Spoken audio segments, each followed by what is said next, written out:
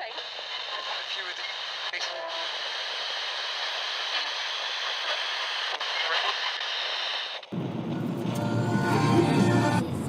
I took the lead. Somebody's heart.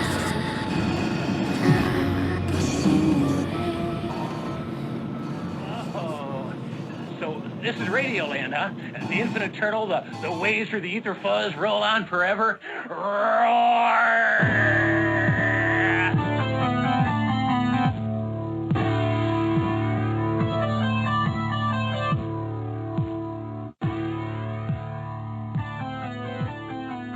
You are listening to Death by DVD, and I am Harry Scott Sullivan. Or, rather, you are listening to Harry Scott Sullivan, and this is Death by DVD that you also are listening to. This episode begins in an unfortunate way that I otherwise would never begin an episode, and that is by telling you to stop. And if you have not seen the film and book, it's also a book that we are going to discuss, you need to turn this episode off, go listen to another one, or even better, find the movie or the book, investigate that, and then come back. Because the horror film I'm going to discuss, and yes, I consider it a horror film, it's somewhat imperative to have the sense of surprise. I think it's what gives it its bestowed place in the horror genre, in fact. It's not a conventional horror movie, an abstract horror movie, an expressionistic horror movie. I mentioned it was also a book, in which I would put it into the same category. It is a very simple, but very complex film about the derangement of mind and memory. You spend most of your time traveling in this make-believe land, seeing things through the eyes of the protagonist, none of which you are certain to be real. You can't ever really establish, because you are viewing things through the protagonist, what actually is happening or what could have happened.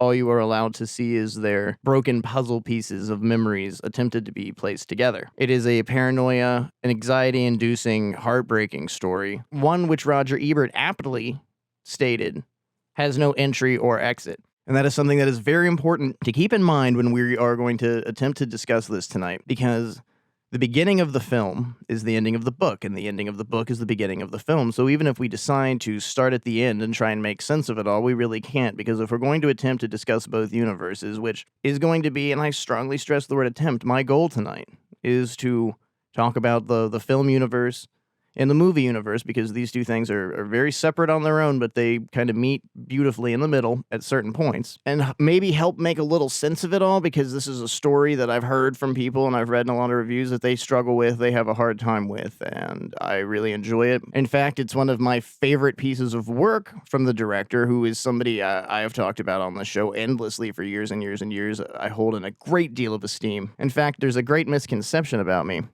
There's a man that has a somewhat similar name to this gentleman, and a lot of people think that I, pray at this guy's temple. You're wrong. It's this one. And I think I've danced around it long enough that I can finally unveil the title. We're talking about Spider, 2002, the film by David Cronenberg, and the 1990 novel by Patrick McGrath. So if you haven't seen Spider, if you haven't read Spider, I'm not going to keep saying it twice.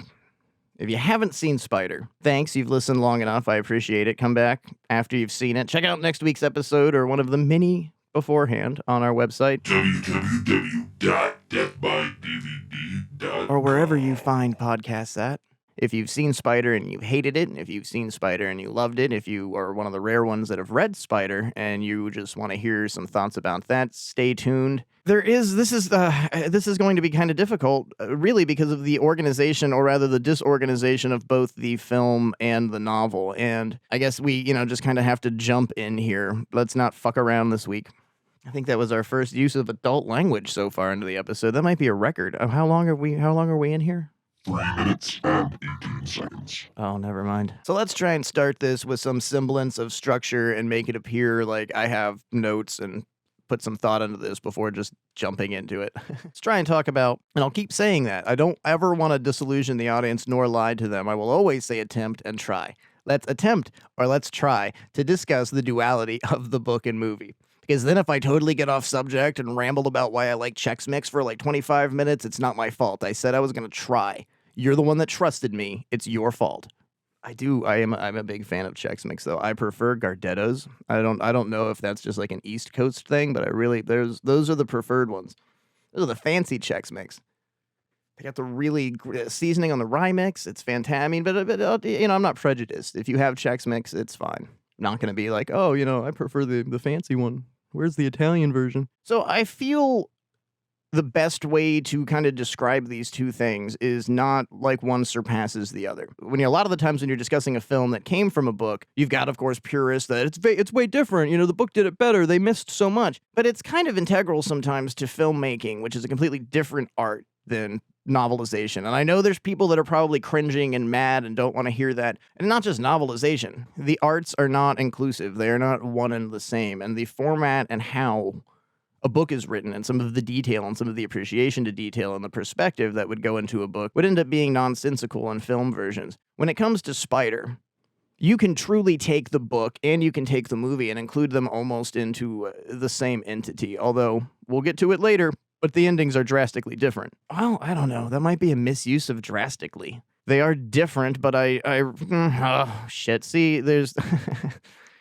like Spider itself, there's not a great deal of organization to what's going to happen on this episode tonight. We'll hopefully have that same philosophical aspect of the ending when we get to that point of the show. In the film, Spider is largely non-communicative. The few times he does speak are usually muddled mutters, and we witness him throughout the film journaling, passionately.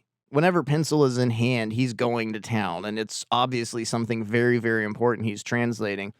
But a very important detail that Cronenberg and Patrick McGrath added into the film that is not present in the novel is the fact that he's pretty much writing nonsense. He's got this very exquisite manner of writing, but it's his own coded language. And you find out that he's telling his story through wandering town. You get flashback sequences of Spider as a child, and these are the things that he's writing. The novel is written by Spider. The novel is from his perspective and his point of view. It is what he has been journaling the entire time, to where there is great extent and massive amount of detail to Spider's paranoia of the book being found because of the sacred things and the truths that he is writing.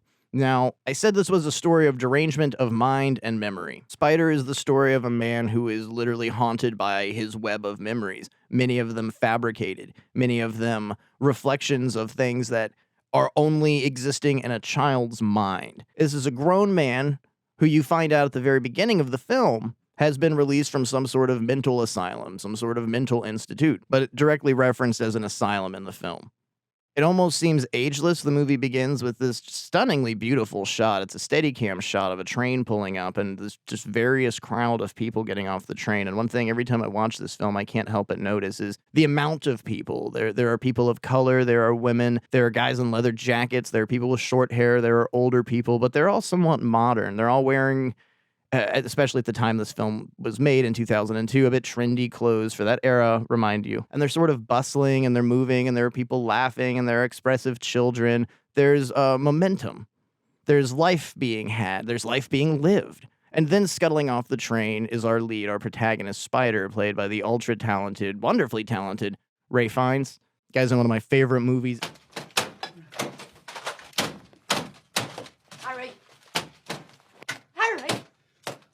What? It's an inanimate fucking object. You're an inanimate fucking object!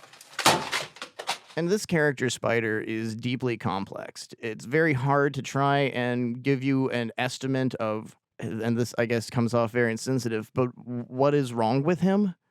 What is going on with him, perhaps? Like I said, it sounds insensitive, and I desperately don't mean it to come off that way.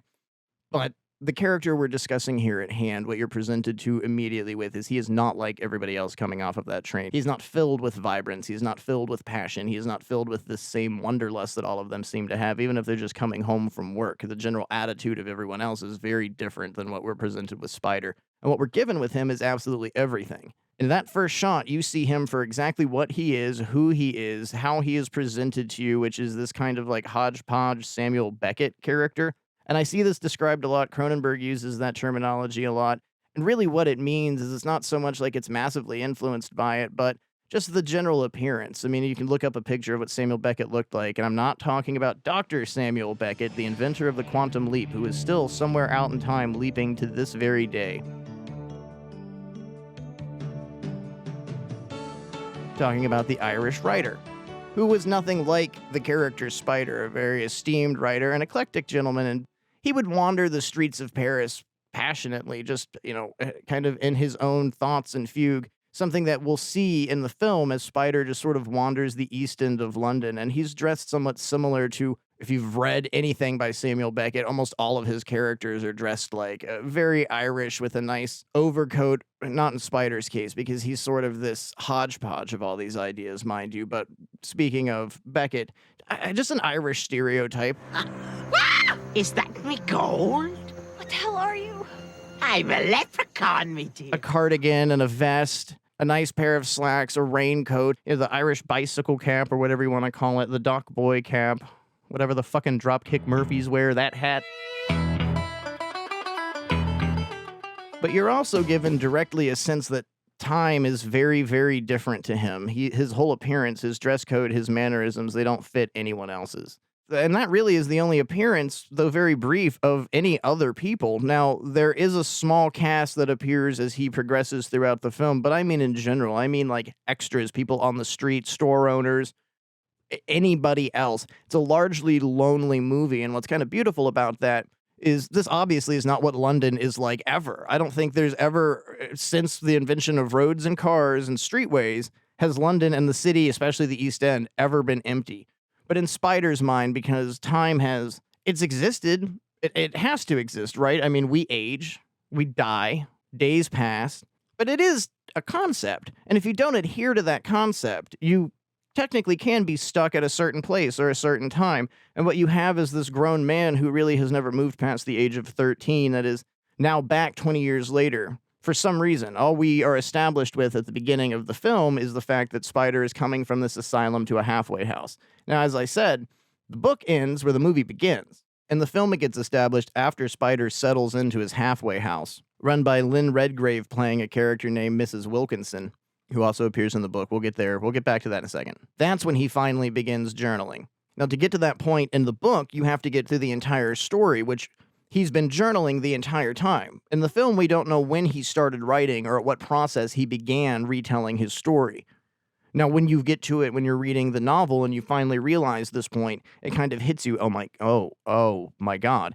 Because the entire book is him unraveling Spider, whose real name is Dennis, but his mother affectionately calls him Spider. And it's something that I think is shown more intricately in the movie as to why he has that nickname. And there's a bit more appreciation to things like his love of string and collecting string and making spider webs in his room, an invention Patrick McGrath aptly added into the film. I guess that's the word of the night, aptly. I've said it like 3 times. Oh, and this is something to note I think is always really fascinating. Not often do writers get to do the writing when it comes to the film version. A lot of the times the novels are sold, it's out of their hands. It's usually a very generous move for the director to let the writer be a part of it. But in this case, the script was delivered to Cronenberg with an actual note from Ray Fiennes, how he was so desperate and wanted to play Spider. Ended up waiting 4 years to do the role.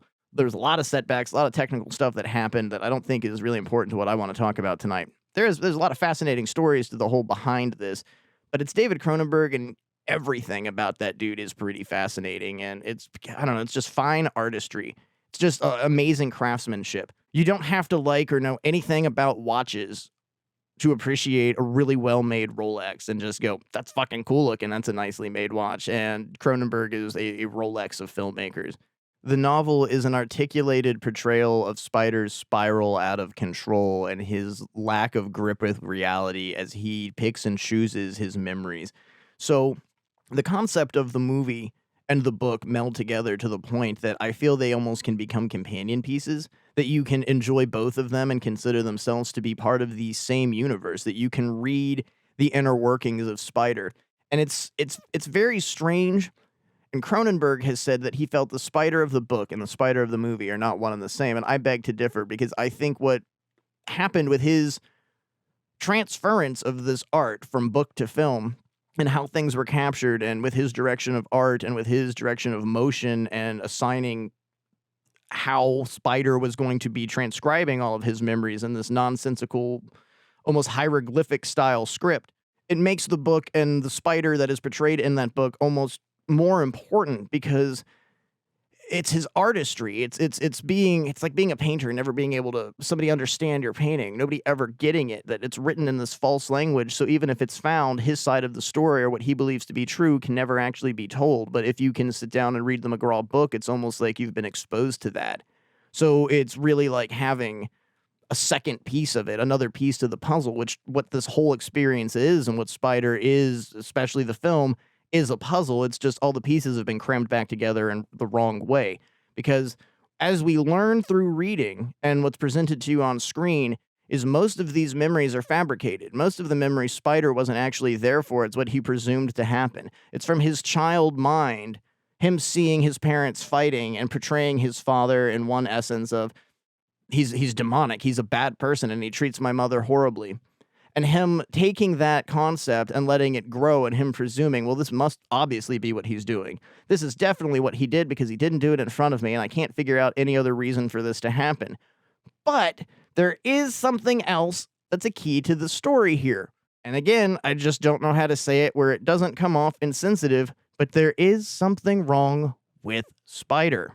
It's never said in the film. In the novel, there's a flashback, if you can call it that. Again, it's all Spider writing his memories, so absolutely everything, though at some point in times it does get narrative, and it's sort of odd, and I don't know if this was possibly the direction, but I almost feel that it was a take on Conrad's Heart of Darkness, which is a story told by a narrator telling the story of a narrator telling a story, into which Spider is narrating his story to the journal, but it begins to form a narrative inside of its own narrative of him telling the story.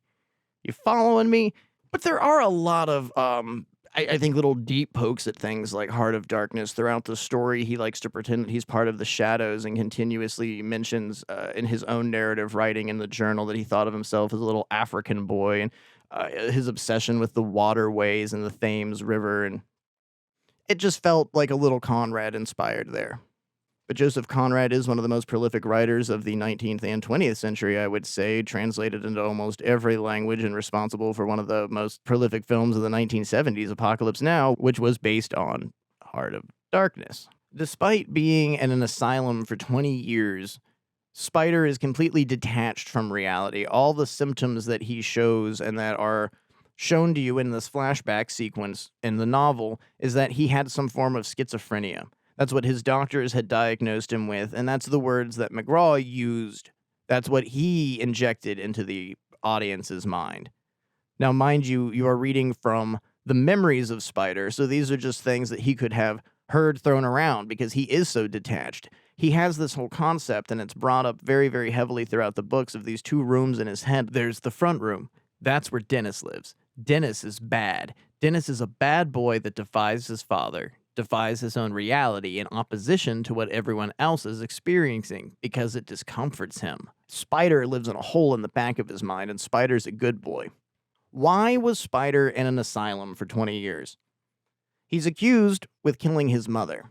He feels his father did the deed. He has clear memories that he feels are almost more vibrant when he thinks about them than they were in the first place because he's making them up, because he wasn't there. Whether it's schizophrenia or anything else is really not the question. Now, in the novel especially, a lot of the symptoms and a lot of the issues Spider writes about in great, massive detail compares to something like Capgras delusion, which is an irrational belief that someone they know has been taken over by an imposter, somebody else, invasions of the body snatcher type thing. But there's no dainty way to say it. He's completely scrambled. And film and novel-wise, young Spider is around 13 years old when these things begin manifesting in his head. And the problem at hand is his mother and father aren't getting along, and he has a great deal of care for her. There's a lot of directions that you could take this to that would deeper expose the mindset of Spider. Those are directions that you can personally go into. I'm just going to try and stick to the bare bones here. He's going into puberty. He's completely confused by sexuality. His parents don't seem to get along. He's got this awful fear of his father. But when his parents manage to get back together, seemingly, we don't really ever have a direction of what goes on in the parents' life. We know at the beginning of the film and the book that there is a very rocky relationship between mother and father. We know that Spider has a bit of a fear for his father and a disdain of even being in the same room with him, and has a great affection for his mother and the time they spend together. But we don't know how they have their own relationship, or if they fix things, or how they talk about things. Every Saturday night, she joins him at the pub. Eventually, a tart is seen, and this Cronenberg uses the description, McGraw uses it endlessly in the book. I guess that's a very nice British way of saying horror, a tart. And I'll remind the audience, nobody says horror better than Joey Pants. Little hooah. But all this over some dead hooah. Hey, she was a hooah. She's a possible prostitute, a bar hag. Young Spider eventually sees her because he has to come fetch his father. I got ahead of myself bringing up the whole Saturday night thing. But there is a regime, there is a regularity to the things that happen in Spider's life and with his parents that we are allowed to see from his perspective, and that's why I had brought that up and jumped the horse a little bit. Let's just take it a couple steps back. Let's go back let's just introduce really where the movie begins when we get a first flashback from Spider. And the way this is handled and the way Cronenberg dealt with the subject matter is why I think it's really important that you see this film before you listen to this, because I've already, like I said way too much, and it's going to ruin the entire experience. You don't know at this point, when Spider is just kind of adult Ray Fiennes roaming the east side of London, what's going on. And it just is like this awful, creepy horror moment of him watching this family having this almost nice moment where dinner's ready and the son's being told to go fetch his father, and then it slowly starts to sink in that you're witnessing his memories as he is writing in his journals. And that's our introduction to the father character, Bill, in the movie, Horace in the novel, played by another infinitely talented actor, Gabriel Byrne. And all of this, mind you, from Spider's perspective, what we're introduced to is a bit of a harsh man, and this is when he sees sight of the tart. See, I didn't speak too soonly over it. I just love saying it, and it's over and over and over again. I would love a tart count in the book. I would love to get an actual word count. Even in the movie, it's got to be said at least 20 times. And this point is where I think as an audience member, you're allowed to start making a lot of your own observations or piecing the puzzle together or cramming pieces of that puzzle wrongfully, however you want to. Because initially, the woman we see is just some blonde in the bar, but the next time we see her, she's played by Miranda Richardson, who plays Mrs. Clegg, Spider's mother. So we begin to really start doubting the integrity of Spider here. Throughout the novel, you have doubted his integrity from the beginning. He even tells you, I remember stuff really poorly, and it seems like I make a lot of this up. I think 30 pages in, he says, you know what, I actually filled all the gaps to my entire life while I was in Canada. I wasn't even there when I came up with how I remembered this stuff. So you know immediately that you have a very, very untrustworthy storyteller, but unfortunately, that's the only person telling the story, so you're in for this entire ride, and what you have to do is play detective and attempt to find the pieces and figure out what truly happened. Thankfully, through Spider's memories, despite the fact that they are so painful, he has created massive delusions to avoid them, you will be exposed to the harsh and bitter reality. Like I said, we don't know the inner workings of Spider's parents' relationship. We don't know if they start having a happier life. The mother is very judgmental over how much the father drinks, and he goes to the pub constantly. Spider has to fetch him and come home. His dad is very, very grouchy. You get in the novelization a fear of when he drinks because he becomes aggressive, because every little thing like the scratching of a plate just drives him insane. But two, you have this kind of like worry of obviously something's a little different about this child and nobody seems to be witnessing it. But again, it's sort of like the movie is definitely ageless. You can tell by the locations and how it's presented to you, how it's shot, how it's filmed, the costuming, the dialogue, that it's sometime in the 40s or 50s. In the novel, you're given a date. The novel takes place in real time in 1957. So 20 years before that is when whatever incident that happened sent Spider to the asylum, the death of his mother that he says his father killed, but he was blamed for. And we're getting there.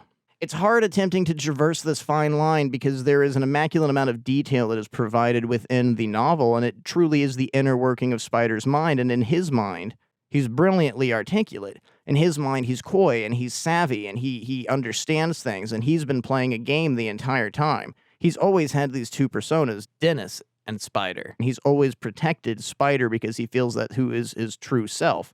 But he's incredibly delusional, and it's very forward, and it's very in your face, and it's alarming to the fact that he has almost as much freedom as he does, which is explained, is just incidental. He was given his freedom, and these incidents that happen, and the connection of this puzzle, and the piecing of this puzzle, which is the story of Spider, is completely because of overcrowding in the asylum. Again, this doesn't show up so much in the movie. This is how the book can work in as a counterpiece, as a companion piece, per se. Spider's thoughts and fantasies and mental illness is projected on everyone. So when he wasn't a witness to something happening, he would just assume, and it would almost be an entity in his head. It would almost become something talking to him. Now, throughout the novel, there is a great deal of manifestations of things talking to him, inanimate objects, light bulbs telling him to kill people. His room at Mrs. Wilkinson's house is in the top of the house with an attic directly above it where he hears awful noises telling him to do horrible things, roaring imps. He constantly assumes even the smallest noise, like a train rushing under him on a bridge, is an imp. A lot of fictional creatures that are used as ideas to sort of manifest the fact that he has quote-unquote demons in his head. So for the most part of the book, you play detective, attempting to find what is true and what is false, while a sprawling narrative of Spider just wandering around the East End of London with a great fear of returning to his home street of Kitchener. The film manages to take all of that and show it in such an articulate and beautiful manner that even if you don't like the story, I feel that you could appreciate just how gorgeous the cinematography and the art direction of this film is. Because while Spider is remembering things, he is present in all of his memories, almost as if he is the writer, director, and editor of his memories, which essentially is what he's doing, because again, to remind you, everything that you are seeing presented is from Spider's point of view, and most of these things are fabricated and altered in his sense of protecting himself and whatever else is going on inside of him. Dennis and Spider. In the novel, he even discusses knowing something isn't quite right about him. And he constantly worries that all of these things are something he made up in his head, but that's like a second guess to him. It's never actually what he pulls the trigger on. He always decides that there is something horrible that's going to happen. Just something pivotally awful is always going to happen. And you can make your own diagnosis of whatever he's suffering from. That directly wasn't Cronenberg's point. McGrath, on the other hand, wanted to give you something that would be a representation of somebody suffering from schizophrenia, but that was not the matter of importance whatsoever to David Cronenberg, which is a testament to his body of work. This film features the exact same themes that his entire body of work have featured. The message is always very, very clear, and this is an arguable statement. I know it will bother a lot of people, but I feel his later work is much more successful than his earlier work. Videodrome is one of my favorite films of all time. I have a great deal of respect for it, and it's very important to me, but I think things like Spider, Cosmopolis, A Dangerous Method, those are some of the premier staples for me. I mean, it's not even just so much the storytelling, it's seeing how he has managed to take this story for so long and how he has changed and adapted it, and that being a big part of the message of changing and adapting to things, something that Spider just completely neglects his entire life. 20 years of being away, he fabricated something to protect himself from the absolute reality of the accusation he has been handed with that he killed his mother. He firmly believes that his father did it, but truly does it come down to the line that he, one, is incredibly mentally ill, but this entire idea of the tart. She existed to some extent. She was a figure he saw at a bar one day, and it became an idea of a young person's lust, the lack of knowledge of sexuality, the confusion of their parents' sexuality while the blooming mental illness takes forth in their life. And there are so many different directions, and there are so many different perspectives that you can look at sympathy-wise with young Spider, and you can feel pain for him. But what you have to realize when you're dealing with adult Spider is they're fantasies, but yes, they are lies. He is lying to you. And in his mind, this book is so precious, it's hidden. And it's not just in his mind. He goes out of his way to hide the book everywhere. Every time he finishes it, he has to find a new hiding place until finally he puts it in a gas stove flue. It's a non-working one, which is something we've neglected to talk about, but we're getting in that direction right now. Yes. He manically journals in both film and novel to suspend his reality, to avoid the reality, to avoid the fact that he is so close to where the most detrimental things of his life happen. So he lies to us. And I mean, the entire point of writing it down was to sustain his story and to sustain his side of the story that no one believed. What we're allowed to be privy of in the novel is some of the facts that he feels he has lied to doctors and professionals for 20 years because he still hasn't come to terms with what actually happened. This, again, is some of the shock value that truly, I think, makes this film a horror movie. And if you've not seen it before, when you start getting to these points and you start questioning what you're seeing on screen is what really makes it effective. And I think some of the power behind Cronenberg's vision with this. You are not watching Spider, you are Spider. So when you're confused watching this film, the entire direction and point is falling upon you. You can't back off. You can't go, I'm not getting this. That's the point. You are getting it, and it's going to hit you wonderfully. And I feel at the end of it, the silent bomb, the sorrow, the what ifs, I think that is more horrific than some big slash him up. I shot him 6 times. I shot him in the heart. Can't have gotten very far. Come on. I shot him 6 times. This guy, this man is... Bullshit ending, and it's whatever, because the whole thing, horror, Death by DVD, we love it, it's great, it's fine. This too is horror, though. You have to open up your mind to what the aspect is horror and horrifying and horrific and all of these different things, but what's more horrifying than losing your mind other than finding it? And it not being, I mean, there's a lot of different ways you can take that, and that is a crazy statement, but I think the human mind is one of the scariest things ever. And I mean, let's go back to the origins of some of the premier horror movies, something I think Spider borrows from a little bit. Psycho, Alfred Hitchcock. This movie has, I think, the pacing and the vibe almost of, I wouldn't say early, not like British Hitchcock, but right around the era of Psycho. I mean, I don't think it's directly influenced by something like Psycho, but the anticipation that you feel as you start to collect knowledge on Spider's life and you start to piece things together, and you start as a detective, as you would reading the book, figuring out the truth behind some of the story or doubting his aspects of truth. It's just anxiety writing, and it starts driving you crazy, and I think that's incredibly effective, and I think that's something that is lacking in slashers and horror in general. Not that this is a fucking slasher at all. So Spider is accused of killing his mother, and he strongly feels that his father did it. Why is that? In Spider's young memories, he claims that his father was off with the tart, who he had been getting handjobs for under a bridge after fixing her pipes. None of these things are witnessed. All of the memories Spider has of this are just presumption, because he just thinks of this man as a demon, because he has no concept in his mind what happens outside of his door, what happens outside of existence, but also his mental illness definitely needs to be remembered. It's not just this entire young, confused child thing. He's 13 years old, and he more than likely, let's just say, has a form of schizophrenia. All of these things are manipulations of his mind to comfort and protect himself and to protect his psyche. He has a passion and a great deal of love for his mother, and again, I said there's a lot of context and things that you can read into on your own as a viewer.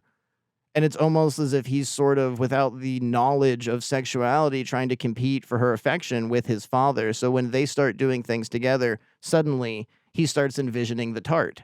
He starts envisioning this awful woman. And this is when the actresses change. And that's really what makes things pivotal with the direction of what Cronenberg presented to us. Is it's very clever, and you don't notice it at first. There's plenty of reviews that you can even find. Most people don't notice until the end of the movie that Miranda Richardson ends up playing 3 roles, because Spider can't differentiate not so much women of power, not so much power in general, but when it comes down to almost his entitlement, he can't differentiate anything else as a villain other than this tart. And so anything that he has a headbutt with, per se, becomes the embodiment of what took his entire life away, which definitely we could get a little Greek with it and say was a little mother love, not even just Greek, some Freud, which Cronenberg made a really great movie about.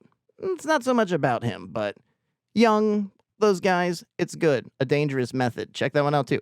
In the novel, Spider regularly writes about how he doesn't feel he's writing, but he's being written, which makes me think that he's auto-writing, that some of these things are just absolute, utter lies and fabricated memories. What you're given in the Cronenberg translation is almost a truth to that, because you don't understand whatever he's writing down. You understand that it's nonsense. You can see that it's very detailed and that he's created some form of language. But then when you're presented with a lot of these memories, I think it's very clear cut. No, he wasn't there. There's no way that he could have had that memory of it. Spider's mother, wandering around town looking for her husband, goes to this place called the Allotments. In the novel, it's spoken of as a sanctuary for Spider's father. The houses were built back to back to back with little alleyways in between them, so the urge to garden, which apparently, as David Cronenberg says, is a very English urge, could not be had unless you had an allotment, which Spider's father did. It had a little shed on it, and he grew potatoes and various fruits and vegetables. His mother wanders there and finds his father fucking the tart.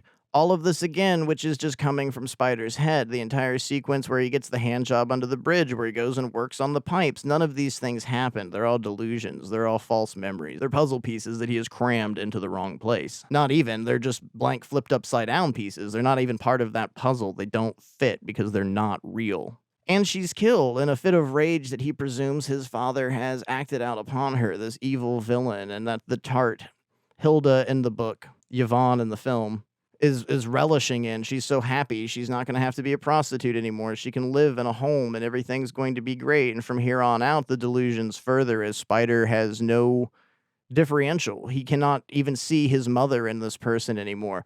And this is where we, I guess, get starting to be psychological, because as an audience member, you're allowed to take whatever perspective that you want. Is the father cheating? Was the blonde ever actually real? I like to think that at one point there was a real woman that Spider saw and became this entity, became this monster in his head that has invaded his home and taken his family over and wants to eat him and destroy his life. But in actuality, it's just his mother, and a lot of it could be sides of her that he isn't comfortable seeing. Her sexuality, him realizing that his mother and his father fuck.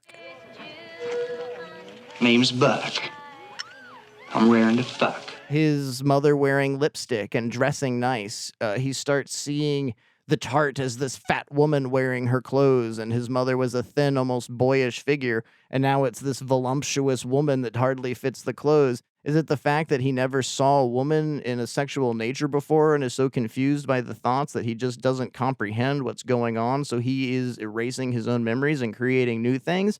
That's up for you to decide. And that's completely some of the joy of this, because it's like an insane Rubik's Cube of just shaping and trying to figure out what's going on and what different perspectives are happening, but it definitely has to be noticed and addressed that Spider is very, very mentally ill. Very, very mentally ill, to the point that he definitely should not be out on the streets. I mean, it's alarming.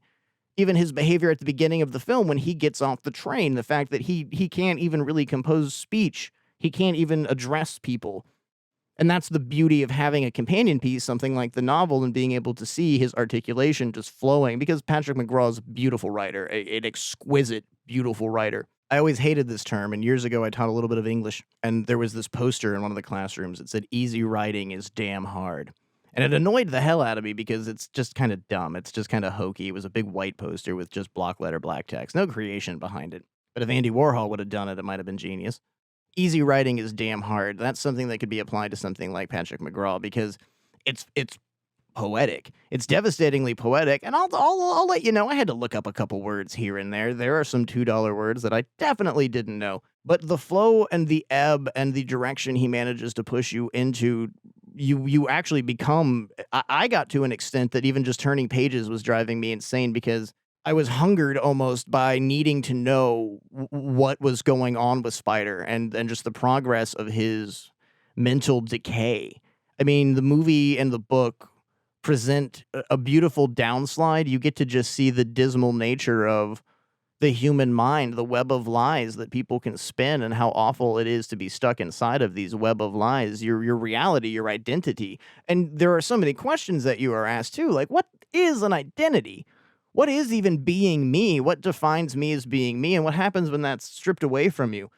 Something like schizophrenia and a lot of mental illnesses in general, it's not just pinpoint, because I'm no fucking professional. By no means do I mean to even speak of any of these mental illnesses that I've brought up with any manner of professionalisms, or make accusations or claims or say anything. You know, I'm not going in that direction. I'm discussing a very specific subject matter here and the context within that subject matter. So let's just keep that in mind. With something like that, having an identity is very hard to grasp at. And Cronenberg, I think, says it really fittingly himself. I don't know if it's in an interview or the commentary for Spider. The energy that is expressed trying to have an identity, sometimes people with mental illness, especially something as severe as what Spider may or may not be afflicted from, there is no room for it. And there are little subtleties, like he constantly smokes, and that is some of his pure joy within film and the novel. It's one of the few pleasures that he's allowed himself to have, just because it's a little bit of the regimentation that he was allowed to live with when he was in Canada, as he says throughout the entire novel. It's kind of funny. He overhears in one of his delusions as a child that his father told the neighbors, oh, his mother went off to Canada, and gets this whole aspect that quite possibly punishment or death is being in Canada. Which it's David Cronenberg's from Toronto. He's a Canadian, so I think there definitely is some cleverness there with that being an addition into things. But that's fucking hysterical. So he constantly refers to him being away. I think it's honestly like page 135 to maybe a page 140 in the novel when he finally mentions he was at an asylum, but he largely will reference it throughout the entire book that he was in Canada. In the film, right off the bat, you're given that allowance of knowledge that he has been in an asylum. And there are characters and there are instances that are in the film that are not in the movie, but that is, again, touching back on something at the very beginning of the show. The translation and difference between film and novels, and they are definitely not one and the same. Certain things just are not going to be fluent. Certain things are going to be pointless. Some of the early versions of this script featured massive voiceovers, pretty much Ray Fiennes reading from the book, dialogue and filling in the points and what was happening with Spider. And so much of that almost would have turned it into a Scooby-Doo sort of thing, or some Lifetime original would have taken away from the stark and bitter depiction of what you are exposed to, and what you're exposed to is through the eyes of Spider, his reality. So when you're confused, it makes sense because he has no fucking idea what's going on, and we're watching it through his perspective. I think a large point of the movie is the emotion and the low lows of the ride. We always talk about the highs and the high points of horror and slashers and how it's like an opera or a roller coaster, and they are these insane kill 'em all Texas Chainsaw Massacre when you finally get to that ice hook scene and you don't really see anything. But the whole idea of it, the whole thought of it, now that's a whole different story. That hurts. You even kind of cringe your back and arch it a little bit every time you watch the scene. You've got the same sort of horror, but the way it's delivered to you is so chaotic with Spider, I think it turns out to be heartbreaking, which you could take the Texas Chainsaw Massacre the same way too. I mean, think of their families. Thinking of Sally's family. Think about Sally's family learning about how these things happened and her friend's family and all of these people that are going to be affected by this tragedy. There's always some form of depression and just bleak nihilism that could be offered in overlooking into the story. And that's what really makes Spider unique, is that all of it is given to you. And that is the perspective of Spider. It is woe. Absolute woe and isolation. And there's a misconception that isolation is being completely isolated from people. You can be isolated in a room full of people. Trust me, I know. Spider, reading it and seeing it, extends that so horrifically that you just can't help but feel alone by the end of it, because you've been betrayed by your senses, you've been betrayed by your protagonist. When you get the unveiling, and I guess we're at that point, he fucking did kill his mother. When you get to that unveiling, it's woeful, man. I mean, there really aren't a lot of other words in my lexicon that I could throw down for that. It's sad. Real sad stuff. He formed this detached web of disillusionment. He literally distorted his memories because he didn't want to deal with the fact that his mental illness caused the death of his mother. This case of mistaken identity led to a massive web literally being built by Spider, which turned the gas on in the house. His drunken mother was asleep in the kitchen and succumbed to it. His father comes home and drags him out of the house, and once the mother's body is exposed to us, we clearly see who it is. The very first role played by Miranda Richardson, Mrs. Clegg, the blonde tart no more. But at the same time, in real time, as Spider is writing all of this, Lynn Redgrave's character, Mrs. Wilkinson, is now Miranda Richardson. So it's this disillusionment even with his own recovery of the memory, that he is at such extremes. But here is where the differences lie. The last part of the book and the last part of the movie drastically are different. You know what? I said at the beginning of the show, and it's not so much drastically different as they're just two different things, but it's not that drastic. The last part of the book is in quote-unquote Canada. Spider talks about his 20 years in the asylum and how he pieced together his memories, how he found some forms of solace. It really gives you an allowance of his broken mind. It gives you an idea of how deeply troubled he actually is, and how these events have caused years and years and years of fugue, just a massive shroud of gray fog around his entire life, which is something he astutely finds identification in and talks about a lot in the novel, of how much safety he has in bad weather and stormy days because of the lack of vision, and he has no vision in his own sight and mind. It becomes almost murderous, and the anticipation and the anxiety begins rising as you fear that Spider is going to do something awful, and that he is going to finally get rid of his arch nemesis, that he is going to get rid of Yvonne, aka Hilda,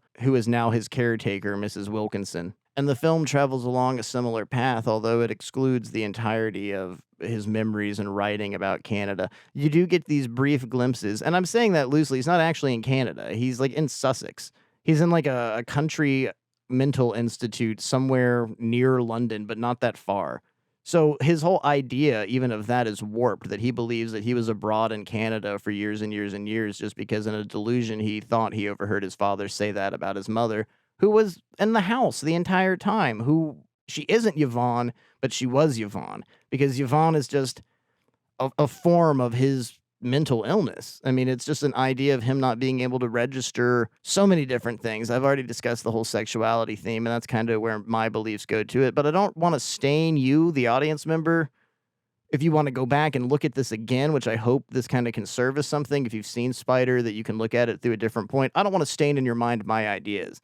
And I do think that there is a lot of Freudian sexual nature and the aspect of him coming into age and puberty and his mental illness developing, as well as his sexuality and his confusion with the parental figures and his confusion with his father and trying to fight for being the aspect of his mother's affection. And then, of course, this whole tart comes forward.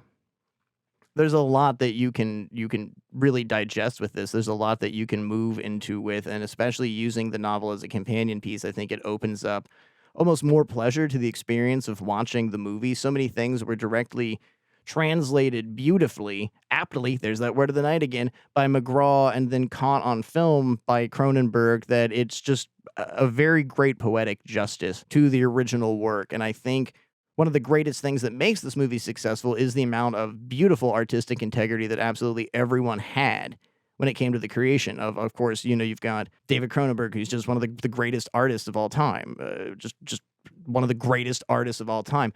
Ray Fiennes did so much work with his approach to Spider, all of the writing, all of the stylized writing for Spider's journals he came up with so he could have fluency to it. Even the idea of Spider muttering. He wasn't really supposed to be vocal or have any sort of vocalization throughout the film, and that was something that he brought to the table. Spider's walk, too, is something that's very important. Again, going back to that sort of Samuel Beckett-ish wandering, strange, tramp-like character. And then, of course, the amazing performance from Miranda Richardson. And Cronenberg, you know, previously with Dead Ringers in 1988, he had Jeremy Irons playing two roles, and I think the point of Jeremy Irons playing two roles was to really showcase how great Jeremy Irons is, which he is. He's great. Watch Dead Ringers from 1988 and tell me I'm wrong. Jeremy Irons, dude, in that movie, he's so good. Really, too, that's one of my favorite Cronenberg films. I think that's another unconventional film. You know another one that usually blows people's minds when I tell them this? M. Butterfly. I love that movie. It's weird. I love when Cronenberg writes. He's a great writer. Some of my favorite movies of all time, like Videodrome, he wrote. But some of the films that are translated from previous texts, M. Butterfly, Spider specifically, they're just so eloquent. And that's, again, a good point conveying my argument that he is one of the greatest artists of all time, David Cronenberg, is the fact that he can tell his own story very well, but he can tell others just as articulately with as much justice to what the integrity of the story had in the first place. And M. Butterfly, that's a great story. You can find a copy of that movie. I do recommend it. It's a beautiful and heartbreaking story, as are all of David Cronenberg's stories. Spider, still the same thing. It's a heartbreaking but beautiful story. I think it really might make you look at yourself a little bit, especially with the conveyance of memories. You always will have a memory of things that you participated in, but I can definitely say I'm guilty of fabricating memories. I truly can understand the essence of it, but when you try to identify with the character, when you try to connect with Spider, I think you're lost in even a deeper fugue, because the more and more you're shown and the more that is represented with his unstable nature, you just don't know what's going to happen next. And that, too, is one of the greatest horror representations in the movie. I think that is horror. It's fear. Definitely a hat off to Ray Fiennes in this performance, because he's essentially playing a 13-year-old. He's playing somebody that has never grown. That, yes, they are a 6'4" man with thinning hair and a long coat. And everyone that sees them as that. But inside their own thought and head, they've never progressed from age 13 to now. Spider has been lost completely since the events that changed his life when he was 13 years old. And that's the making of the movie. I think the end of the movie is a surprise to the audience as well as Spider. And mind you, we are seeing this through Spider's eyes. So I think that's incredibly effective, and I think that's the jump scare, essentially. Surprise and revelation. You finally get to see the truth behind what you've gritted your teeth over for the last hour with this anxiety, just attempting to have some sort of connection to our protagonist. Being able to read the novel and expose yourself to the inner working and the inner thoughts, the intricate nature, the anxiety, the disdain, the fear, all these things that Patrick McGrath assaults you with, I think complement greatly the novel. And I think as a whole, Cronenberg managed to accentuate all of those and supplement some of them. There's a lot of hallucinations throughout the novel. Spider is very, very, very unstable, and a lot of those things would have been traditionally perfect for a David Cronenberg film, one of which involved a potato that started bleeding and pulsating and shining weird, creepy lights. Sounds perfect for him, right? But the direction wasn't truly meant to be taken into mental illness when you're watching Spider. The deep fog that you are lost in, and that is the representation of horror, and it wouldn't have been anywhere near as effective. It works beautifully, almost like a Lovecraft aspect when you're reading the novel, because you don't know what's true and you don't know what's false. Some of the things that Spider has told you, obviously there's backup for because other people were in the room. But that doesn't mean anything because he has complete memories that he wasn't even present for. The beauty of it is the ride. All of these passions can never be understood. All of Spider's passions, all of his thoughts, all of these memories, whether true or false, that he has written down can never be understood. And can you or me or anybody else? Could you sit down and write somebody else's story without injecting your own memories into it? It's a weird question, but it's one that might make you think a little bit. And I hope give you a perspective of checking out this movie. It's not widely available. It's not often spoken about. And I don't know how much justice I did to the beautiful work, which is the novel and the film, on this episode. I have a lot of passion for it. Reflecting on the body of David Cronenberg's work as I've grown older, I truly think it's at the top. I won't say it's my favorite David Cronenberg film, but it's close up there. I actually won't say what my favorite David Cronenberg film is. There's got to be a little bit of mystery on the show, right? I have endless notes. I could go on forever. I had so many different ideas, and I don't know how this turned out. This is a real passion piece, I guess. I had read this novel previously, and it had been years. I had forgotten so many different aspects of it. I forgot how complex everything was.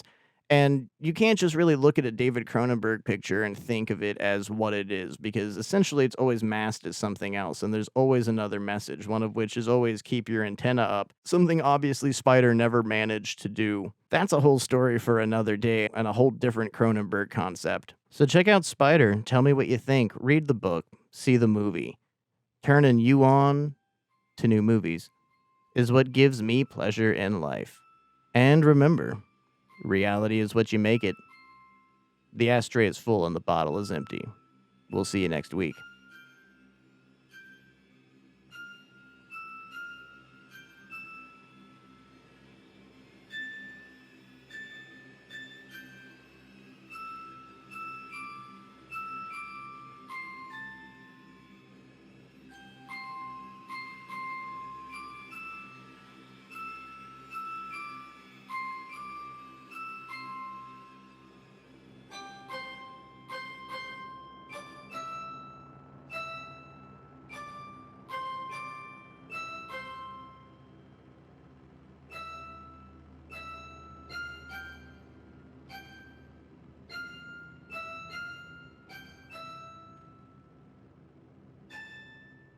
Hey, I know you thought you just heard the end of this episode, but in fact it wasn't the end. This is the end. It was a false ending.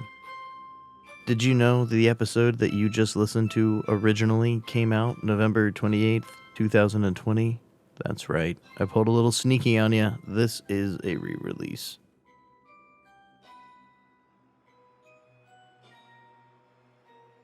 One of my favorite episodes of Death by DVD. I wanted to share this once more with our audience and try and get people to watch this wonderful movie, Spider by David Cronenberg, and maybe possibly read the book, Spider.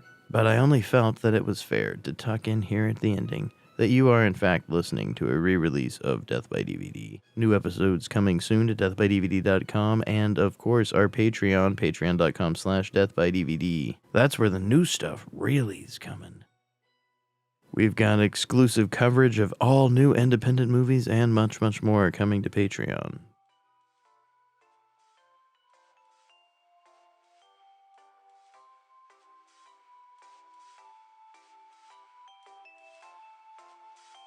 But now you have fully reached the end of this episode.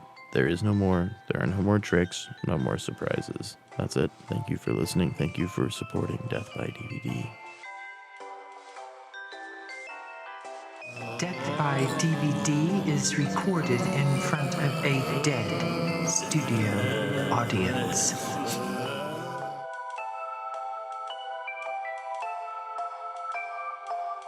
Portions of today's programming have been mechanically reproduced.